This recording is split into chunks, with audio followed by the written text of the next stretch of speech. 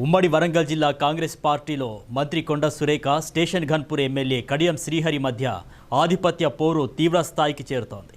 జిల్లా రాజకీయాలపై పట్టు కోసం ఇద్దరు నేతలు విమర్శలు ఆరోపణలతో రాజకీయాన్ని హీటెక్కిస్తున్నారు.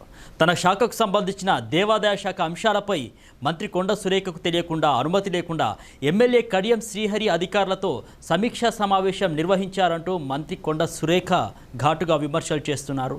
సో ఈ వివాదానికి ప్రధాన కారణం ఇదే. ఇప్పటికే దీనికి సంబంధించి ప్రోటోకాల్ ఉల్లంఘించి జిల్లా రాజకీయాల్లో తనను టార్గెట్ చేస్తూ కడియం జోక్యం చేసుకుంటున్నారంటూ మంత్రి కొండ సురేఖ ఏఐసిసి అదేవిధంగా టీపీసీసీ చీఫ్ మహేష్ కుమార్ గౌడ్కు ఫిర్యాదు చేశారు. తాను ఎలాంటి సమీక్షలు నిర్వహించలేదని, కేవలం నియోజకవర్గ అభివృద్ధి, ఆలయాల సమస్యల పరిష్కారం కోసం మాత్రమే అధికారులను కలిశానని మరోవైపు కడియం శ్రీహరి కూడా స్పష్టం చేస్తున్నారు. మంత్రి వ్యవహార శైలిపై తనదైన శైలిలో ఘాటుగా స్పందిస్తూ ఎమ్మెల్యే కడియం శ్రీహరి కూడా ఎదురుదాడికి దిగుతున్నారు. ఇక ఇదిలా ఉంటే దమ్ముంటే రాజీనామా చేసి మళ్ళీ గెలిచి మంత్రి పదవి తెచ్చుకోవాలంటూ కొండ సురేఖ కడియం శ్రీహరిని హెచ్చరించడం, ఇరువురు నేతల మధ్య కోల్ వార్డ్ బహిరంగ యుద్ధంగా మారడం ఉమ్మడి వరంగల్ జిల్లా రాజకీయాల్లో తీవ్ర చర్చనీయాంశంగా మారింది.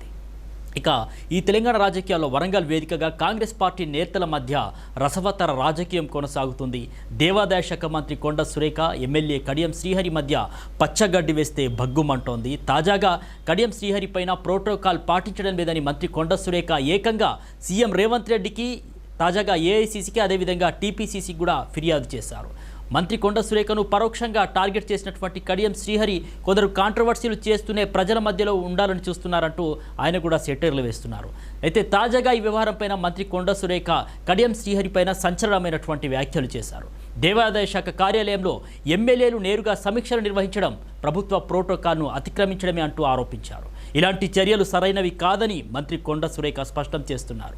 కడియం శ్రీహరి తనను రాజకీయంగా ఇబ్బంది పెట్టాలని ప్రయత్నాలు చేస్తున్నారని కొండ సురేఖ ఆరోపణలు గుప్పిస్తున్నారు. ఒక ఎమ్మెల్యే మంత్రి శాఖలో నేరుగా సమావేశాలు నిర్వహించి సమీక్షలు చేయడం సముచితం కాదని, ఇది ప్రభుత్వ నియమాలకు విరుద్ధం అంటూ మంత్రి కొండ సురేఖ స్పష్టం చేస్తున్నారు.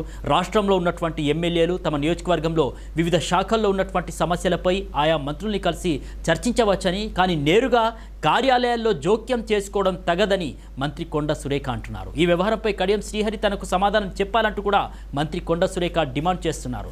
ఒక బీసీ మహిళ అయినటువంటి తనను అవమానించాలని చూస్తున్నారంటూ కొండ సురేఖ ఆరోపణలు గుప్పిస్తున్నారు. ప్రజాప్రతినిధులు, మంత్రుల అధికార పరిధుల గురించి కనీసం అవగాహన ఉండాలన్నారు. తన వ్యక్తిగత గౌరవానికి భంగం కలిగించే విధంగా ప్రవర్తించడం సరికాదని కొండ సురేఖ ఘాటుగా వ్యాఖ్యలు చేస్తున్నారు.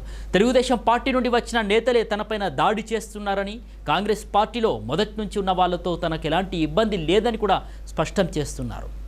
ఇక కొండ సురేఖ వ్యాఖ్యలతో కడియం శ్రీహరిని మాత్రమే కాదు, టీడీపీ నుంచి కాంగ్రెస్లోకి వచ్చిన నాయకుల్ని, మంత్రుల్ని కూడా కొండ సురేఖ టార్గెట్ చేస్తున్నారా అనేటటువంటి ఊహాగానాలు కూడా వినిపిస్తున్నాయి. చూద్దాం మరి ఈ పరిణామాలపైన ఏం జరుగుతుందనేది.